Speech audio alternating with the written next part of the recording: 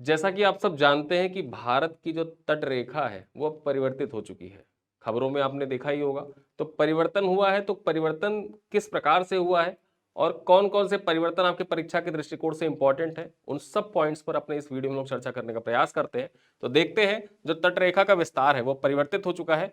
1970 में जो आप अपनी किताबों में अब तक पढ़ते चले आ रहे हैं कि 7516 किलोमीटर की तटरेखा है भारत की, अब ये परिवर्तित हो गई है। ये कितनी हो गई है ये देखा जाए तो 11,098 किलोमीटर की है। जो भारत की एग्जैक्ट तटरेखा है वो निर्धारित की गई है कि 11,098 किलोमीटर की है। बेसिकली जो सैटेलाइट इमेज वगैरह है उन सब का सटीक आंकड़ा लेते हुए ये व्यक्त किया गया है। पहले क्या था कि सैटेलाइट वगैरह उतने उन्नत नहीं थे, तो सटीक आंकड़ा नहीं हमारे पास था, तो हम सब यहाँ पर 7,516 किलोमीटर मानते थे, लेकिन अब 11,098 किलोमीटर हो गया है। और कुछ परिवर्तन जो आपके एग्जाम के दृष्टिकोण से इंपॉर्टेंट है उन पर चर्चा कर लेते हैं।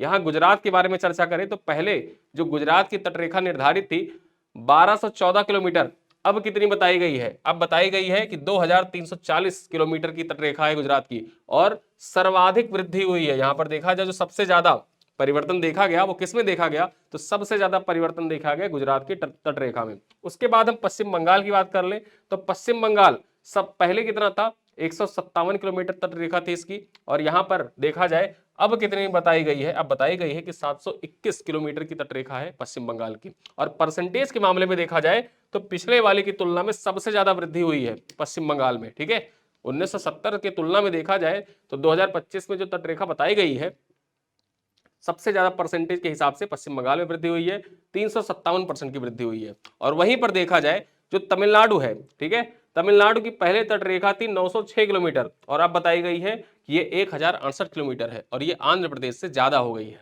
ठीक है, उसी के साथ सबसे महत्वपूर्ण पॉइंट ये याद रखिए कि सबसे कम वृद्धि किसमें देखी गई, 1970 की तुलना में सबसे कम वृद्धि किसमें देखी गई, 30 किलोमीटर की वृद्धि देखी गई है केरल में। ठीक है, यहां पर देखा जाए केरल में सबसे कम वृद्धि केवल 30 किलोमीटर की, और परसेंटेज के हिसाब से देखिए तो सिर्फ 5% की वृद्धि हुई है।